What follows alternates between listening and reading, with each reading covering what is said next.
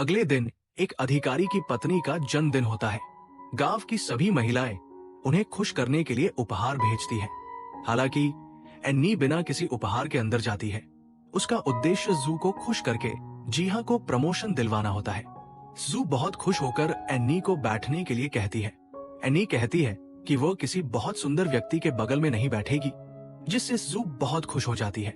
एन्नी फिर सबसे कम आकर्षक महिला के पास बैठने का चुनाव करती है, जिससे जू उसकी सिद्धांतों की प्रशंसा करती है और माहौल जीवंत हो जाता है। जब उपहार देने का समय आता है, एन्नी के पास कोई उपहार नहीं होता। वो हाउ की पत्नी की ड्रेस ले लेती है, जिसे दूसरी महिला ने बहुत साधारण मानकर देने से मना कर दिया था। हालांकि एन्नी उसे ट्रेंडी पाती है और कुछ बदलावों के बाद एक सुंदर ड्रेस बना देती है। इस कृत्य से जू का रवैया एन्नी के प्रति बदल जाता है और वो अधिकारी के साथ अच्छे शब्दों में बात करने की सलाह देती है। यहाँ तक कि उसे सिस्टर कहकर बुलाती है, जिससे जू बहुत खुश हो जाती है। इस बीच जीहा चौराहे पर बार बार टहलते रहते हैं। उम्मीद करते हैं कि एन्नी से संयोगवश मुलाकात हो जाए। उनकी मेहनत रंग लाती है और अंततः वे एन्नी से मिलते हैं। जीहा एन्नी से बातचीत करते हुए दिखाते हैं कि उनकी मुलाकात संयोगवश हुई है। एन्नी उन्हें खुद की प्रशंसा करने का सुझाव देती है, जिसे जीहा उनकी बेबस स्थिति मान लेते हैं।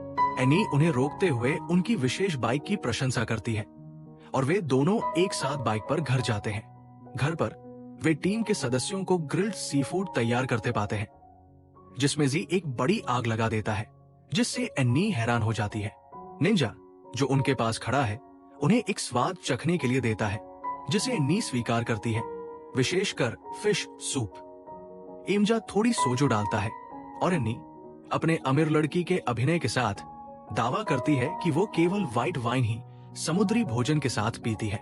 आग्रह करने के बाद वो सोजो पी लेती है और इसे इतना पसंद करती है कि वो किसी और का ड्रिंक भी ले लेती है। जीहा चुपचाप एन्नी को देखते हैं, पाते हैं कि वो इस नई लाइफस्टाइल और माहौल के साथ अच्छी तरह से अनुकूलित हो गई है। अगली सुबह जीहा एन्नी के लिए कॉफी बनाते हैं, जिससे वो अपने परिवेश में कॉफी पीकर हैरान हो जाती है। जीहा के जाते ही एन्नी उनका पीछा करती है और धन्यवाद देने के लिए दिल का संकेत बनाती है। जी इस संकेत को चुनौती मानते हैं, जबकि एमजा समझाता है कि इसका मतलब दिल देना है। ये संकेत करता है कि एन्नी जीहा को पसंद करती है। एन्नी और सू दोस्त बन जाते हैं और साथ में समय बिताते हैं। एक शाम एन्नी रास्ता भटक जाती है और जीहा उसे खोजने के लिए दौड़ पड़ता है। जीहा को अरोमाथेरेपी कैंडल के साथ रास्ता दिखाते हुए देखकर एन्नी भावुक हो जाती है और सुरक्षित महसूस करती है। जीहा महसूस करता है कि एन्नी को उसके प्रति अच्छी धारणा है और जीहा कबूल करता है कि उसकी सगाई एक पारिवारिक गठबंधन से हो गई है। एन्नी उदास हो जाती है, लेकिन जानती है कि उसकी मंगेतर विदेश में है और जल्द ही वापस नहीं आएगी। हालांकि जीहा की मंगेतर अप्रत्याशित रूप से दिखाई देती है, जिससे मामला जटिल हो जाता है। जीहा अपनी मंगेतर से समझाता है कि एन्नी उसकी कोमरेड है, लेकिन एन्नी जाने की कोशिश करती है, केवल जीहा द्वारा रोकने के लिए, जो उसे सुरक्षित रखने पर जोर देता है। मॉली, जीहा की मंगेतर, नाराज होती है, लेकिन उसके अंकल उसे आश्वस्त करते हैं। जीहा की ईमानदारी की प्रशंसा करते हैं।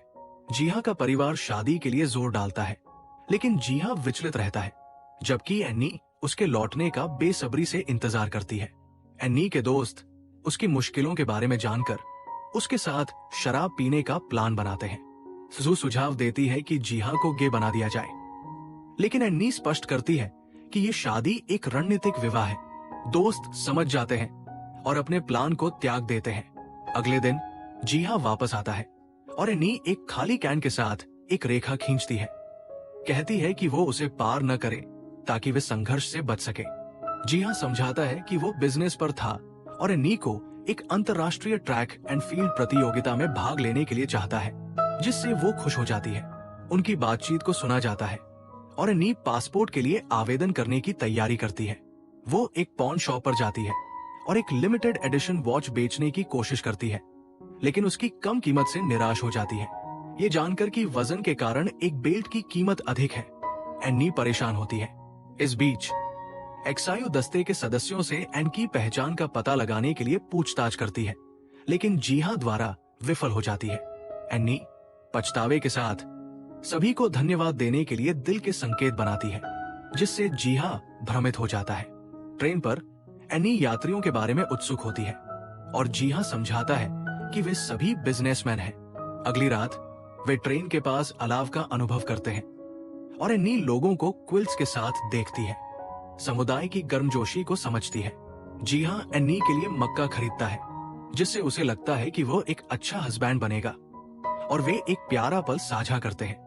अपने गंतव्य पर एनी जीहा के प्यार में पड़ जाती है, जो उसके ऊपर अपनी सैन्य वर्दी ओढ़ता है, उसे अपने कंधे पर आराम करने देता है। उनकी यात्रा उनके बीच एक गहरे बंधन की शुरुआत को चिन्हित करती है। अगले दिन एनी एक फोटो स्टूडियो में जाती है, जहां उसकी तस्वीर ली जाती है। चन जून, जो पहले एनी के साथ रोमांटिक रूप से जुड़ा हुआ था और उसने उसके भाई को बहुत सारा पैसा ठगा था, वो भी स्टूडियो में आता है। वे अप्रत्याशित रूप से मिलते हैं और चन जून एनी को जबरदस्ती खींचता है जब लिफ्ट का दरवाजा बंद हो रहा होता है। जीहा सही समय पर पहुंचता है, उन्हें हाथ पकड़ते हुए देखता है और जल्दी से चन जून को काबू में कर लेता है। चन जून दर्द में एनी से जीहा के बारे में पूछता है और वो झूठ बोलती है कि वो उसका बॉडीगार्ड है। अभिनय को बनाए रखने के लिए वो जीहा को छोड़ने के लिए डांटती है। चन जून ये नहीं जानता कि जीहा एनी का फ्रेंड है। उससे 3 बजे लॉबी कॉफी शॉप में मिलने को कहता है, यहाँ तक कि जीहा को टिप भी देता है, ये सोचकर कि वो बॉडीगार्ड है। जीहा बॉडीगार्ड कहलाना पसंद नहीं करता, लेकिन एनी की सुरक्षा करना जारी रखता है। मुलाकात का समय आते ही चन जून का पीछा किया जा रहा होता है और वह एक रूफटॉप पर पहुंच जाता है। एनी के भाई ने एक हत्यारे को चन जून से वो पैसा वापस लेने के लिए भेजा था जो उसने ठगा था। जीवित रहने के प्रयास में चन जून खुलासा करता है कि एन अभी भी जिंदा है और बदले में उसकी जगह बताने का प्रस्ताव देता है। लॉबी में जीहा एनी से उसके और चन जून के संबंध के बारे में पूछताछ करता है। एनी समझाती है कि वो एक अमीर परिवार से आती है और उसके 2 बड़े भाइयों ने उसे चन जून से शादी करने के लिए कहा ताकि वो पारिवारिक संपत्ति के लिए प्रतिस्पर्धा न कर सके। चतुराई से उसने शादी से परहेज किया।